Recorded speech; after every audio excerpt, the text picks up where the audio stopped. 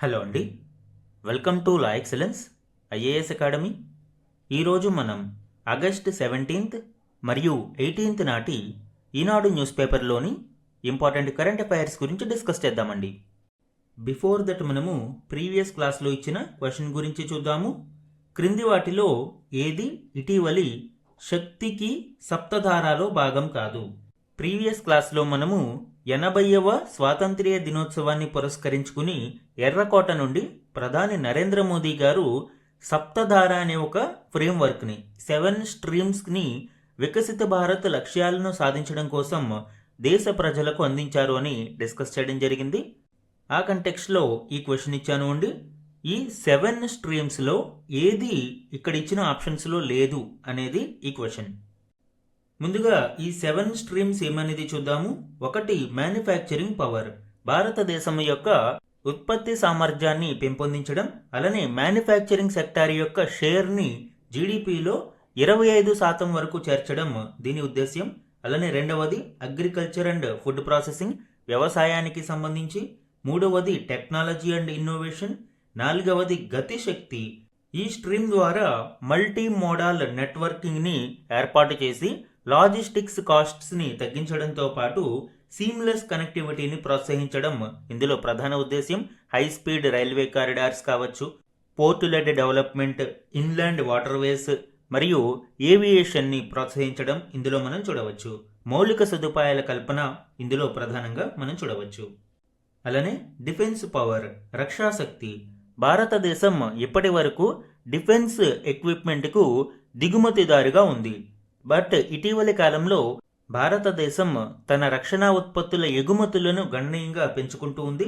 So net importer కంటే రక్షణ ఉత్పత్తులలో ఆత్మనిర్భరతను పెంపొందించుకుని నెట్ ఎక్స్పోర్టర్గా ఎదగాలి అని ఈ స్ట్రీమ్ మనకి తెలియజేస్తుంది.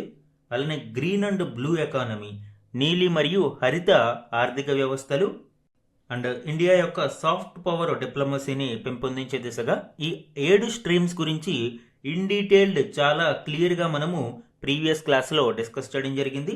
సో ఇప్పుడు మనకిచ్చిన ఆప్షన్స్లో ఆప్షన్ ఏ చూడండి, గతిశక్తి. ఎస్, ఇది 4వ స్ట్రీమ్గా ఉంది. ఆప్షన్ బి రక్షణ శక్తి, ఇది 5వ స్ట్రీమ్గా ఉంది. హరిత మరియు నీలి ఆర్థిక వ్యవస్థలు, ఎస్, ఇది కూడా మనకి 6వ స్ట్రీమ్గా ఉంది. సో డిజిటల్ పరిపాలన అనేది ఇందులో క్లియర్గా ఒక స్ట్రీమ్గా ఎక్కడా లేదు. మేబీ టెక్నాలజీ అండ్ ఇన్నోవేషన్లో సబ్ కాంపోనెంట్గా ఉండవచ్చు. బట్ శక్తికి సప్తధారాలో 7 కాంపోనెంట్స్లో ఈ డిజిటల్ పరిపాలన అనేది ఒకటి కాదు. సో ఆన్సర్ ఏమవుతుంది? సి, డిజిటల్ పరిపాలన అనేది ఇక్కడ శక్తికి సప్తధారాలో భాగం కాదు. ఈరోజు మన ఫస్ట్ ఆర్టికల్ చూడండి, భారత పచ్చిక బయళ్లపై మార్గదర్శిక. ఈ ఆర్టికల్ ఇటీవల భారతదేశం మొట్టమొదటిసారిగా విడుదల చేసిన inaugural guide to grass lands and open natural ecosystems of India, అంటే భారతదేశం యొక్క పచ్చిక బయళ్ల మార్గదర్శిక గురించి వివరిస్తుంది. ఇందులోని కీ పాయింట్స్ ఇప్పుడు చూద్దాం. వెరీ ఇంపార్టెంట్ ఆర్టికల్ అండి. భారతదేశం మొట్టమొదటిసారిగా గ్రాస్ ల్యాండ్స్కి సంబంధించి ఒక గైడ్ని విడుదల చేయడం జరిగింది. ఇది ఇటీవల మంగోలియాలో నిర్వహిస్తున్న మంగోలియాలోని ఉలాన్ బతార్, ఈ ప్లేస్ ఇంపార్టెంట్ అండి. యునైటెడ్ నేషన్స్ యొక్క కన్వెన్షన్ టు కాంబాట్ డెజర్టిఫికేషన్, ఎడారీకరణను ఎదుర్కోవడానికి ఈ UNCCD సమావేశాలు నిర్వహిస్తారు. COP17 సమావేశం ఈ ఉలాన్ బతార్లో మంగోలియాలో జరుగుతుంది. ఈ ఐక్యరాజ్య సమితికి చెందిన కాప్ సమావేశంలో భారతదేశం మొట్టమొదటిసారి ఈ గ్రాస్ ల్యాండ్స్ యొక్క క్లాసిఫికేషన్కి సంబంధించిన గైడ్ని విడుదల చేయడం విశేషం. ఇందులోని కీ హైలైట్స్ చూడండి. రీపొజిషనింగ్ ఎకోసిస్టమ్స్, ఇప్పటి వరకు వేస్ట్ ల్యాండ్స్గా ఈ ఎకోసిస్టమ్స్ని పరిగణించేవారు. సో ఈ హిస్టారికల్ మిస్క్లాసిఫికేషన్ని తిరిగి ఇప్పుడు రీపొజిషన్ చేయడం కోసం ఇవి వేస్ట్ ల్యాండ్స్ కాదు, వీటిని 8 ప్రైమరీ ల్యాండ్స్కేప్ కేటగిరీస్లో మొత్తం 24 ఎకోసిస్టమ్ టైప్స్లో క్లాసిఫై చేయడం జరిగింది అని ఈ రిపోర్ట్లో వివరించారు. ఈ 8 ప్రైమరీ ల్యాండ్స్కేప్స్ ఏంటో చూడండి. 1 Himalayan and Terai grass lands, ఇందులో ప్రధానంగా అత్యధిక ఎత్తులో ఉండే ఆల్పైన్ మీడోస్తో పాటు ట్రాన్స్ హిమాలయన్ ప్రాంతంలో ఉండే స్టెప్పీస్ ఒక రకమైన గడ్డి భూములు, అలానే sub Himalayan tall grasslands chaurs అని పిలుస్తారు. సో ఇటువంటివన్నీ కూడా ఈ హిమాలయన్ అండ్ టెరైన్ ల్యాండ్స్కేప్ కేటగిరీలో మనం చూడవచ్చు. ఇక second landscape category Thar and Banni landscapes. Thar ఎడారి ప్రాంతంలో ఉండే గడ్డి భూములు, ఎస్పెషల్లీ యారిడ్ గ్రాస్ ల్యాండ్స్ అంటారు. ఇక్కడ ఏ విధమైన మొక్కలు ఎక్కువగా పెరగవు, ఎక్స్ట్రీమ్ హీట్ అండ్ లో వాటర్ రెసిస్టెన్స్ గడ్డి మాత్రమే పెరుగుతుంది. సో ఇటువంటి యారిడ్ గ్రాస్ ల్యాండ్స్తో పాటు గుజరాత్లోని కచ్ జిల్లాలో ఉండే ఒక రకమైన బన్నీ గ్రాస్ ల్యాండ్స్, ఇవి ఎకలాజికల్లీ స్పెషల్ క్యారెక్టర్ని కలిగి ఉంటాయి. హెలోఫైటిక్ అంటారు, అంటే సాల్ట్ టాలరెంట్, ఉప్పు నీటిని తట్టుకునే విధంగా ఇవి పెరుగుతాయి. సో ఈ బన్నీ గ్రాస్ ల్యాండ్స్ మరియు యారిడ్ గ్రాస్ ల్యాండ్స్ ఎడారి ప్రాంతంలో పెరిగే గడ్డి భూములు, వీటిని థార్ అండ్ బన్నీ ల్యాండ్స్కేప్ కేటగిరీలో మనం చూడవచ్చు. ఇక డెక్కన్ సవాన్నాస్కి సంబంధించి మనం చూస్తే, డెక్కన్ సవాన్నాస్ ప్రాంతంలో ఎస్పెషల్లీ ఈ ట్రాపికల్ వుడెడ్ సవన్నాస్ మరియు డ్రై ష్రబ్ సవన్నాస్, దక్కన్ పీఠభూమి ప్రాంతంలో పెరిగే ఈ రకమైన గడ్డి భూములను ఇందులో మనం చూడవచ్చు. ద్వీపకల్ప పీఠభూమి ప్రాంతంలో ఈ రకమైన గడ్డి భూములు మనకి కనిపిస్తూ ఉంటాయి. ఇక 4వ కేటగిరీ రాకీ ప్లాట్యూస్, అంటే కొండరాళ్లతో కూడిన పీఠభూములకి సంబంధించి 2 కేటగిరీలు ఇక్కడ చూడవచ్చు. ఒకటి లాటరైటిక్ ప్లాట్యూస్. ఈ లాటరైటిక్ ప్లాట్యూస్ అనేవి నార్థర్న్ వెస్ట్రన్ ఘాట్స్, పశ్చిమ కనుమలలోని ఉత్తర ప్రాంతంలో ఉండే రాక్ ఎకోసిస్టమ్స్, చాలా హార్డ్ రాక్ ఎకోసిస్టమ్స్ ఉంటాయి. ఈ ప్రాంతంలోని హార్డ్ రాక్ ఎకోసిస్టంలో పెరిగే గడ్డి భూములను, ఇవి చాలా సీజనల్గా ఉంటాయి. ఇక బసాల్టిక్ ప్లాట్యూస్ అనేవి సెంట్రల్ ఇండియా, మధ్య భారతంలోని వాల్కనిక్ రాక్ టేబుల్ ల్యాండ్స్ ఏవైతే పీఠభూములు ఉన్నాయో, వాల్కనిక్ ఎరప్షన్ కారణంగా ఏర్పడిన ఈ పీఠభూములు కొన్ని రకాల గ్రాస్ స్పెసీస్కి సపోర్ట్ చేస్తాయి. సో ఇటువంటి central Indian basaltic plateaus grass lands అనేవి ఈ రాకీ ప్లాట్యూస్లో చూడవచ్చు. ఇది 4వ బ్రాడ్ కేటగిరీ. ఇక 5వది రవైన్స్. ఈ రవైన్స్ గ్రాస్ ల్యాండ్స్ అనేవి రివరిన్ బ్యాడ్ ల్యాండ్స్, ఏదైతే చంబల్ నది పరివాహక ప్రాంతంలోని బ్యాడ్ ల్యాండ్స్ ఉన్నాయో, చంబల్ నది వలన కోతకి గురి అయిన ప్రాంతాలలో ఉండే ఈ రకమైన గడ్డి భూములను మనము రవైన్స్ అనే కేటగిరీలో చేరుస్తాము. రివరిన్ బ్యాడ్ ల్యాండ్స్ అంటారు వీటిని. ఇక స్క్రబ్ ల్యాండ్స్. ఈ స్క్రబ్ ల్యాండ్స్ అనేవి డ్రై టార్న్ స్క్రబ్, ఇవి పూర్తిగా ఎడారిగా మారలేదు, అలాగని అటవీ ప్రాంతంలోనూ లేవు. ఈ రెండిటికి మధ్యలోని ట్రాన్సిషన్ ఏరియాస్లో ఉంటాయి. వీటినే స్క్రబ్ ల్యాండ్స్ అని పిలుస్తారు. డెక్కన్ టార్న్ స్క్రబ్ కావచ్చు, లేదా నార్త్ వెస్టర్న్ పార్ట్లో రాజస్థాన్, గుజరాత్ ప్రాంతాలలో ఉండే కొన్ని రకమైన గడ్డి భూములను ఈ స్క్రబ్ ల్యాండ్స్ కేటగిరీలో చేర్చవచ్చు. ఇక 7వది కోస్టల్ ఎకోసిస్టమ్స్. భారతదేశ తీర ప్రాంతం మొత్తం ఉండే ఈ రకమైన కోస్టల్ గ్రాస్ ల్యాండ్స్ అనేవి సాల్ట్ టాలరెంట్ మరియు బ్యాక్ వాటర్ ఓపెన్ స్క్రబ్స్ కూడా చూడవచ్చు. కొన్ని ప్రాంతాలలో, ఎస్పెషల్లీ కేరళ వంటి తీర ప్రాంతాలలో బ్యాక్ వాటర్స్ ఉంటాయి. సో ఈ ప్రాంతాలలో ఉండే గడ్డి భూములను కూడా మనము ఈ కోస్టల్ ఎకోసిస్టమ్స్లో చూడవచ్చు. ఇక డెజర్ట్ ఎన్విరాన్మెంట్స్, ఇవి పూర్తిగా ఎడారీకరణగా మారిపోయినవి. ఒకటి హాట్ డెజర్ట్ స్ప్రెడింగ్ జోన్స్, రెండవది cold desert range lands, especially Ladakh వంటి ప్రాంతాలలోని కోల్డ్ డెజర్ట్స్లో పెరిగే కొన్ని రకాల గడ్డి భూములను మనము ఈ కోల్డ్ డెజర్ట్ రేంజ్ ల్యాండ్స్ అంటాము. హాట్ డెజర్ట్స్లో మనకి జెరోఫైట్స్ ఎక్కువగా పెరుగుతాయి, అంటే నాగజముడు, బ్రహ్మజముడు, ఇటువంటి జెరోఫైట్స్ని మనము హాట్ డెజర్ట్ ఎన్విరాన్మెంట్స్లో చూడవచ్చు. థార్ అండ్ బన్నీ ల్యాండ్స్కేప్స్ సెపరేట్గా ఇవ్వడం జరిగింది. అలానే కంప్లీట్ డెజర్ట్ ఎన్విరాన్మెంట్స్ ఇక్కడ సెపరేట్గా ఇవ్వడం జరిగింది. ఈ డెజర్ట్లో హాట్ అండ్ కోల్డ్ డెజర్ట్స్ 2 వస్తాయి. ఇవి యారిడ్ ల్యాండ్స్కి సంబంధించి ఈ థారీ అండ్ బన్నీ ల్యాండ్స్కేప్స్లో చూడవచ్చు.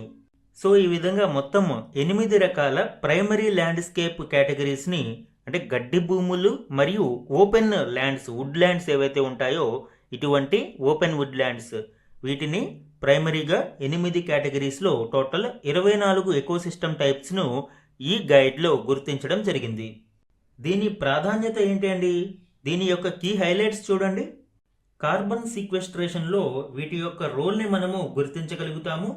బిలో గ్రౌండ్ కార్బన్ సింక్స్లో వీటి ప్రాధాన్యత ఎక్కువగా ఉంటుంది.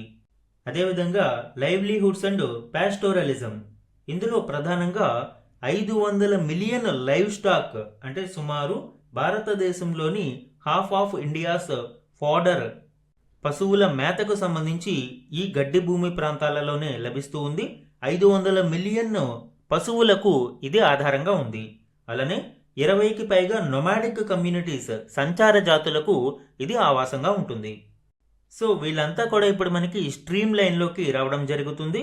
అలానే ల్యాండ్ డిగ్రేడేషన్ న్యూట్రాలిటీ, వీటిని మరింత సమర్థవంతంగా మనము నిర్వహించగలిగినప్పుడు భారతదేశం 2030 నాటికి 26 మిలియన్ హెక్టార్స్ యొక్క డిగ్రేడెడ్ ల్యాండ్ను తిరిగి రీస్టోర్ చేస్తాము, పునరుద్ధరిస్తాము అని చేసిన ప్రతిజ్ఞకు ఇవి ఆధారంగా ఉంటాయి.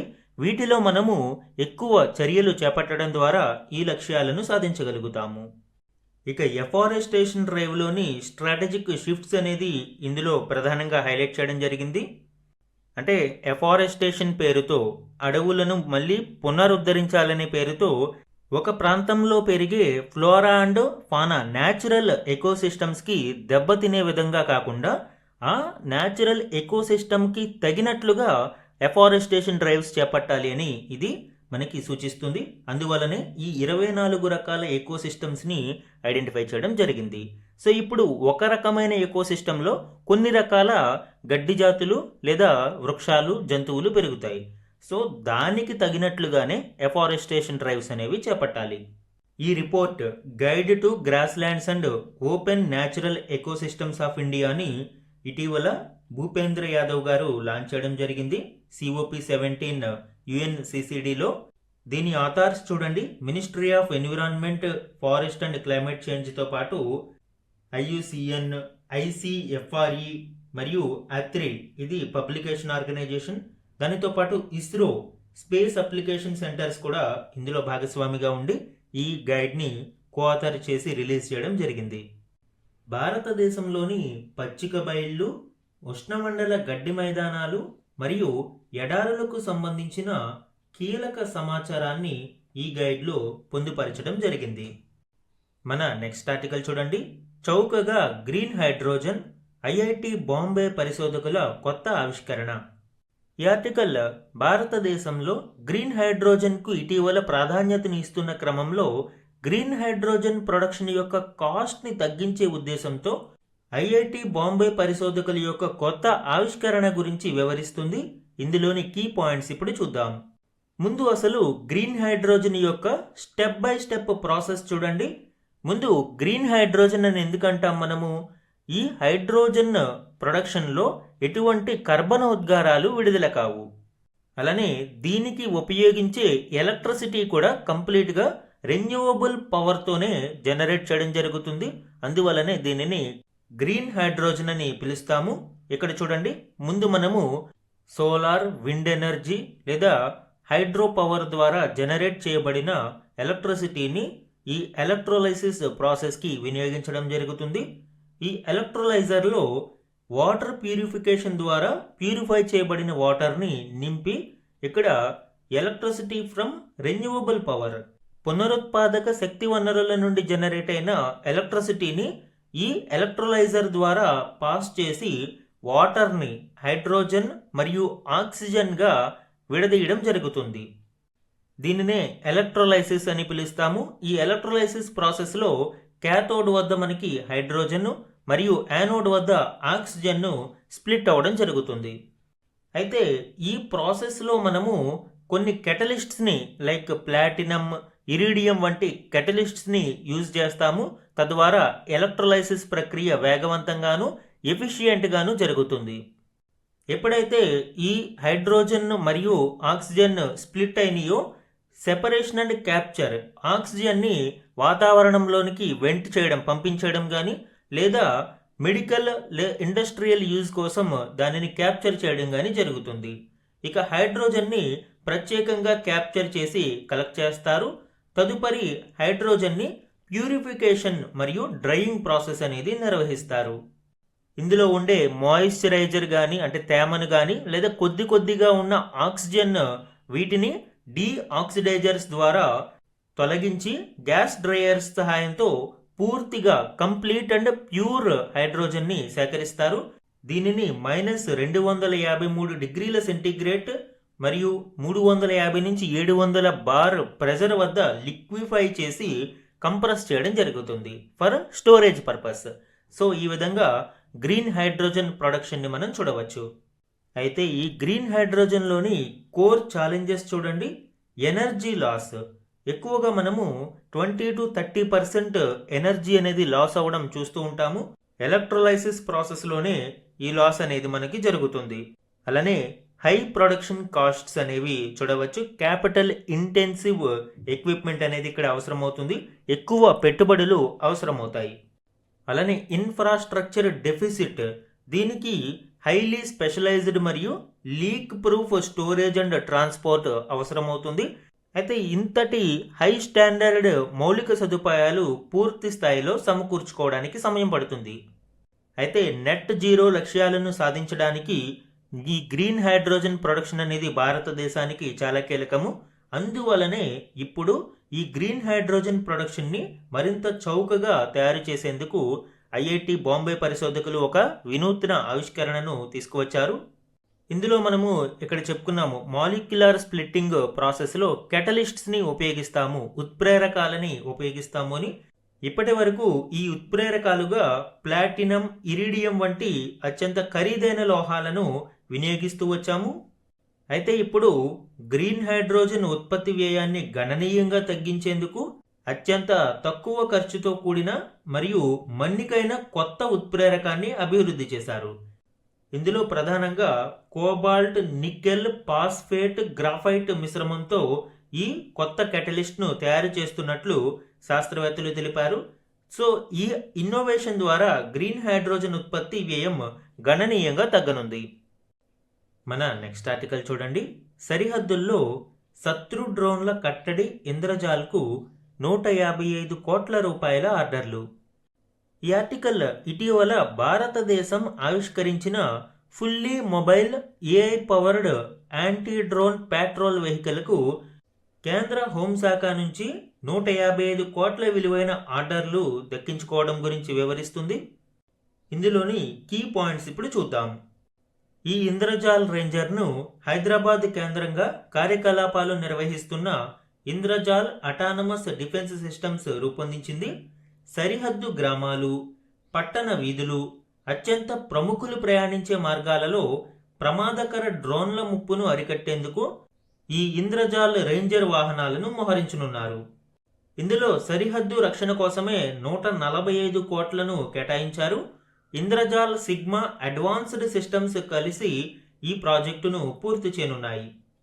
మిగిలిన 10 కోట్లతో పట్టణ పోలీసులు, వివిఐపి రక్షణ, విమానాశ్రయాలు, బహిరంగ సభల వద్ద భద్రత కోసం రేంజర్ వాహనాలను వినియోగిస్తారు. ఈ ఇంద్రజాల్ రేంజర్ గురించి మన ప్రీవియస్ క్లాసెస్లో డిస్కస్ చేయడం జరిగింది అండి. ద మూవింగ్ సెక్యూరిటీ డోమ్గా దీనిని పిలుస్తారు, ఎందుకంటే ఇది ఒక వెహికల్ మీద మౌంట్ చేయబడి యాంటీ డ్రోన్ ప్యాట్రోల్ వెహికల్గా వ్యవహరిస్తుంది. దీనిలోని కోర్ టెక్నాలజీ అండ్ క్యాపబిలిటీస్ చూడండి. స్కై ఓఎస్ అటానమీ ఇంజిన్ దీని ప్రత్యేకత.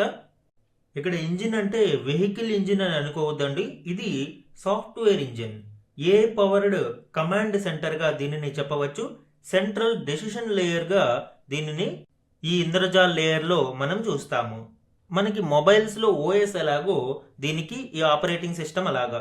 సో ఈ అటానమీ ఇంజిన్ స్కై ఓఎస్ అనేది ఇంద్రజాల్ రేంజర్కి ఒక ఆపరేటింగ్ సిస్టమ్ అని చెప్పవచ్చు. ఇందులో మనము radars, cameras, RF sensors, direction finders ఇలా అనేక రకాల ఎక్విప్మెంట్ని కంట్రోల్ చేయడం జరుగుతుంది.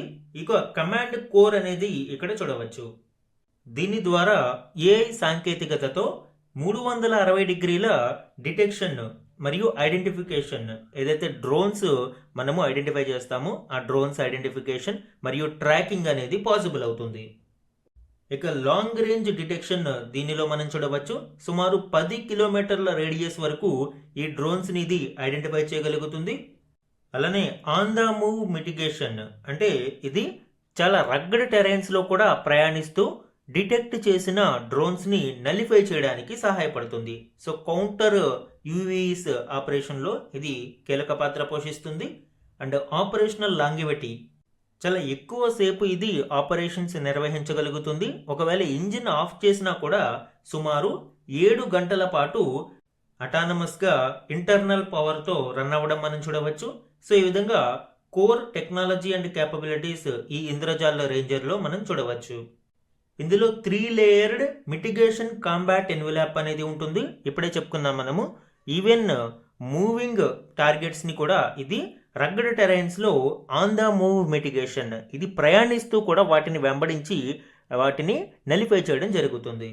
ఈ 3 లేయర్డ్ మిటిగేషన్లో 4 కిలోమీటర్ ఆల్టిట్యూడ్ వరకు మనం చూస్తే సాఫ్ట్ క్యాప్చర్, ఇందులో ఈ డ్రోన్స్ యొక్క సాఫ్ట్వేర్ని ఇది హ్యాక్ చేయడం జరుగుతుంది, వాటిని అదుపులోకి తీసుకుంటుంది. సైబర్ టేక్ ఓవర్ అంటారు దీనిని. ఎందుకు అంటే ఎక్కువ ఎత్తులో ఉన్నాయి కాబట్టి వీటిని క్యాప్చర్ చేసి ఒక స్పెసిఫైడ్ ఏరియాలలో మనము దానిని అదుపులోకి తీసుకోగలిగితే రివర్స్ ఇంజనీరింగ్లో కొన్ని అత్యాధునిక డ్రోన్స్ టెక్నాలజీని కూడా మనము ఆ శత్రు డ్రోన్లలో పరీక్షించడానికి అవకాశం ఉంటుంది. కాబట్టి సాఫ్ట్ క్యాప్చర్ని ఇక్కడ చూస్తాము. ఇక 3 కిలోమీటర్స్ ఆల్టిట్యూడ్ అంటే కొంత దగ్గరికి వచ్చేసినట్టు. సో ఎలక్ట్రానిక్ వార్ఫేర్లో ఇక్కడ మనము సాఫ్ట్ కిల్ అనేది చూస్తాము. అంటే ఆర్ఎఫ్ జామర్స్, రేడియో ఫ్రీక్వెన్సీ జామర్స్ని కానీ మెయిన్లీ ఇక్కడ వాటి యొక్క సాఫ్ట్వేర్లను హ్యాక్ చేస్తారు. సాఫ్ట్వేర్ని హ్యాక్ చేసి తద్వారా వాటి నెట్వర్క్స్ నుంచి కట్ ఆఫ్ అయ్యేలాగా మరియు క్రాష్ అయ్యే విధంగాను వాటిని ఫోర్స్ చేయడం జరుగుతుంది. ఇక వెరీ నియర్ వచ్చేసినవి 2 కిలోమీటర్ ఆల్టిట్యూడ్లో హార్డ్ కిల్, ఇక్కడ ఇంటర్సెప్టార్స్ని ఉపయోగిస్తారు. ఇంకా జామింగ్ లేదా వాటిని హ్యాక్ చేయడం అవేముండవు. ఒక ఇంటర్సెప్టార్ని వదులుతారు. సో ఆ డ్రోన్ని ఇంటర్సెప్టార్ అనేది ధ్వంసం చేస్తుంది. సో ఈ విధంగా ఈ కైనెటిక్ ఇంటర్సెప్టార్ కిల్ అనేది ఇందులో చూడవచ్చు. ఇలా 3 లేయర్డ్ మిటిగేషన్ కాంబాట్ ఎన్వెలప్ అనేది ఈ ఇంద్రజాల్ రేంజర్లో ప్రధానంగా చూడవచ్చు. Indrajaal autonomous defence systems develop చేసిన ఈ ఇంద్రజాల్ రేంజర్ను ఇప్పుడు కేంద్ర హోంశాఖ 155 కోట్ల రూపాయలతో ఆర్డర్లు ఇవ్వడం జరిగింది. మన నెక్స్ట్ ఆర్టికల్ చూడండి. పిఎం గతిశక్తి కింద 18.66 లక్షల కోట్ల ప్రాజెక్టులకు సిఫారసు. ఈ ఆర్టికల్ భారతదేశంలో ఇన్ఫ్రాస్ట్రక్చర్ డెవలప్మెంట్ కోసం మల్టీ మోడల్ ఇన్ఫ్రాస్ట్రక్చర్ అంటే ఇటు రోడ్డు రవాణా, జల రవాణా, వాయు రవాణాను మెరుగుపరచడానికి మౌలిక సదుపాయాలను కల్పించి తద్వారా రవాణా వ్యయాలను తగ్గించే లక్ష్యంతో ఈ పిఎం గతిశక్తి స్కీమ్ను తీసుకురావడం జరిగింది. ఇందులో ఇటీవల దీనికి సంబంధించిన గణాంకాలను ప్రభుత్వం తెలిపింది. ఈ పిఎం గతిశక్తి ప్రాజెక్టు కింద ఇప్పటి వరకు 18.66 లక్షల కోట్ల విలువైన 396 ప్రాజెక్టులను ఆమోదం కోసం సిఫారసు చేసినట్లు ప్రభుత్వం తెలిపింది. అలానే ఇందులో ఇప్పటికే 256 ప్రాజెక్టులకు అధికారిక అనుమతులు లభించినట్లు కూడా ప్రభుత్వం వెల్లడించింది. ఈ పిఎం గతిశక్తిని ఇటీవలి సప్తధార ఫ్రేమ్వర్క్లో కూడా ప్రధాని గారు ప్రస్తావించారు. సో భారతదేశంలో మౌలిక వసతుల కల్పనకు ప్రాధాన్యతనిస్తూ రవాణా వ్యయాన్ని తగ్గించే ఉద్దేశంతో దీనిని తీసుకువచ్చారు. ఇందులో భాగంగానే డెడికేటెడ్ ఫ్రైట్ కారిడార్స్ని కూడా ఏర్పాటు చేస్తూ ఉండడం గురించి మనం చెప్పుకున్నామండి ప్రీవియస్ క్లాసెస్లో. ఈరోజు వన్ లైనర్ కరెంట్ అఫైర్స్ చూడండి. జనాభా లెక్కల తుది దశలో పౌరుల కులం వివరాలతో పాటు ఇతర వ్యక్తిగత సమాచారం కోసం 40 ప్రశ్నలు అడగాలి అని కేంద్రం నిర్ణయించింది. ఈ ప్రశ్నలను వివరిస్తూ registrar general of India Mrityunjay Narayan 2026 August 14న గ్యాజెట్ నోటిఫికేషన్ విడుదల చేశారు. ఫేజ్ 1 సెన్సస్ ప్రక్రియ పూర్తయింది. ఇక ఫేజ్ 2 సెన్సస్ ప్రక్రియలో 40 ప్రశ్నలు అడగాలి అని కేంద్ర ప్రభుత్వం నిర్ణయించింది. ఈ ఫేజ్ 2 ప్రక్రియ అనేది మంచు కురిసే రాష్ట్రాలలో సెప్టెంబర్లోను, అంటే హిమాచల్ ప్రదేశ్, ఉత్తరాఖండ్ వంటి రాష్ట్రాలలో, అలానే ఏపీ, తెలంగాణ సహా మిగిలిన దేశవ్యాప్తంగా ఫిబ్రవరిలోను తుది దశ జనగణన జరుగుతుంది. 2011 సెన్సస్లో 29 ప్రశ్నలు ఉండేవి. గతంలో మాతృభాష, తెలిసిన భాషలకు సంబంధించి 2 ప్రశ్నలు ఉండగా ఆ రెండింటిని ఇప్పుడు ఒకే ప్రశ్న కిందకు చేర్చారు. సో ఇప్పుడు 29 కాస్త 28, ప్లస్ కొత్తగా 12 మొత్తం 40 ప్రశ్నలు అడగడం జరుగుతుంది. నెక్స్ట్ వన్, విబీజీ రామ్జీ పథకానికి ఆంధ్రప్రదేశ్ ముఖ్యమంత్రి చంద్రబాబు చైర్మన్గా రాష్ట్ర స్థాయి కౌన్సిల్ ఏర్పాటైంది. ఉప ముఖ్యమంత్రి రాష్ట్ర పంచాయతీరాజ్ గ్రామీణాభివృద్ధి మంత్రి పవన్ కళ్యాణ్ వైస్ చైర్మన్గా వ్యవహరించనున్నారు. అలానే వివిధ మంత్రిత్వ శాఖలకు చెందిన మంత్రులు ఈ కౌన్సిల్లో సభ్యులుగా ఉంటారు. ఉపాధి పనులకు హాజరవుతున్న శ్రామికుల హక్కుల సంరక్షణలో ఈ కౌన్సిల్ క్రియాశీలకంగా వ్యవహరించనుంది. నెక్స్ట్ వన్, విధి నిర్వహణలో అత్యుత్తమ ధైర్య సాహసాలను ప్రదర్శించిన త్రివిధ దళాలు కేంద్ర సాయుధ పోలీసు బలగాలకు 78 శౌర్య పురస్కారాలను రాష్ట్రపతి ద్రౌపది ముర్ము ప్రకటించారు. వీరిలో 13 మంది మరణానంతరం ఈ అవార్డులకు ఎంపికయ్యారు. ఇందులో 9 కీర్తి చక్ర, 19 శౌర్య చక్ర, 1 బార్ 2 శౌర్య చక్ర, 5 బార్ 2 సేనా మెడల్స్ సాహస, 3 నౌ సేనా పథకాలు, 5 వాయుసేనా పథకాలు సాహస ఉన్నాయి. ఇందులో కీర్తి చక్ర అనేది శాంతి సమయంలో ఇచ్చే 2వ అత్యున్నత పథకం. పీస్ టైంలో హైయెస్ట్ గ్యాలంటరీ అవార్డు అనేది అశోక చక్ర. సో ఈ అశోక చక్ర తర్వాత 2వ అత్యున్నత శాంతి సమయంలో ఇచ్చే పురస్కారం కీర్తి చక్ర. ఇక వార్ టైంలో ఇచ్చేది పరమవీర చక్ర. పరమవీర చక్ర highest gallantry award in war time. Next one చూడండి, ఇండియా యొక్క మొట్టమొదటి వర్చువల్ జూను ఇటీవల మధ్యప్రదేశ్లోని ఇండోర్లో ప్రారంభించడం జరిగింది. సో ఎగ్జామ్లో అడగొచ్చు ఫస్ట్ వర్చువల్ జూ ఎక్కడ ప్రారంభించారు అని. మధ్యప్రదేశ్లోని ఇండోర్లో. దీనితో పాటు 14D సినిమా థియేటర్ మరియు వర్చువల్ జంగిల్ సఫారీని కూడా ఇండోర్లోని కమలా నెహ్రూ జూలాజికల్ గార్డెన్లో ప్రారంభించారు. సో ఎక్కడ ప్రారంభించారు అనేది ఇక్కడ exam point of view important అండి. సో ఇవి ఈరోజు ఈనాడు న్యూస్ పేపర్లోని వన్ లైనర్ కరెంట్ అఫైర్స్. ఇక మాదిరి ప్రశ్నలు చూడండి. దేశంలో 7వ ప్రాంతీయ వాతావరణ కేంద్రాన్ని ఇటీవల ఎక్కడ ప్రారంభించారు? ఆన్సర్ జమ్మూ. ఈ ప్రాంతీయ వాతావరణ కేంద్రం జమ్మూ కాశ్మీర్, లడాక్, హిమాచల్ ప్రదేశ్లకు జిల్లా స్థాయి వాతావరణ సేవలను అందిస్తుంది. ఇప్పటి వరకు 6 రీజనల్ మెటీరియలాజికల్ సెంటర్స్ ఉండగా 1 న్యూఢిల్లీ, 2వది చెన్నై, 3వది ముంబై, 4వది కోల్కతా, 5వది నాగ్పూర్ మరియు 6వది గౌహతి. ఈ 6టితో పాటు ఇప్పుడు జమ్మూలో ఈ 7వ ప్రాంతీయ వాతావరణ కేంద్రాన్ని ప్రారంభించారు.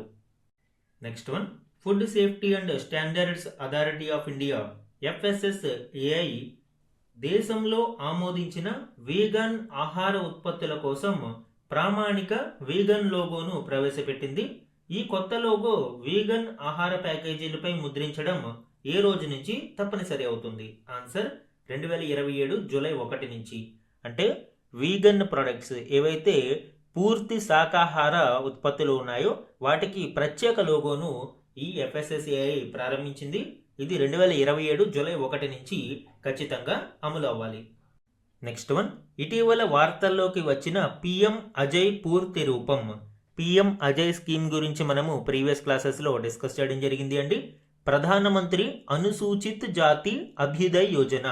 ఇది భారతదేశంలోని 47,000కు పైగా గ్రామాలలో SC సంక్షేమ పంపిణీని డిజిటలైజ్ చేయడానికి, పారదర్శకతను మెరుగుపరచడానికి, రియల్ టైం పర్యవేక్షణను ప్రారంభించడానికి మరియు సోషియో ఎకనామిక్ డెవలప్మెంట్ను వేగవంతం చేయడానికి ఒకే చట్టంలోకి తీసుకురావడం జరిగింది. అనేక స్కీమ్స్ని ఒక అంబ్రెల్లా స్కీమ్లా ఈ PM అజయ్ని లాంచ్ చేశారు.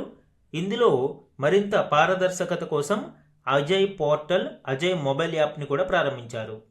ఇవి ఇంపార్టెంట్ మాదిరి ప్రశ్నలు అండి. ఈరోజు మన క్వశ్చన్ ఆఫ్ ద డే గురించి చూడండి. ఈరోజు క్లాస్లో భారతదేశం యొక్క పచ్చిక బయళ్ళ మార్గదర్శికిని గురించి వివరించడం జరిగింది. ఆ కంటెక్స్ట్లో ఈ క్వశ్చన్ ఇచ్చాను అండి. 4 ఆప్షన్స్ ఇవ్వడం జరిగింది. కరెక్ట్ ఆప్షన్ని ఐడెంటిఫై చేసి ఆన్సర్ని కమెంట్ సెక్షన్లో కమెంట్ చేయండి. ఇవి ఈరోజు Eenadu news పేపర్లోని important current affairs మీద daily analysis. Thank you for watching.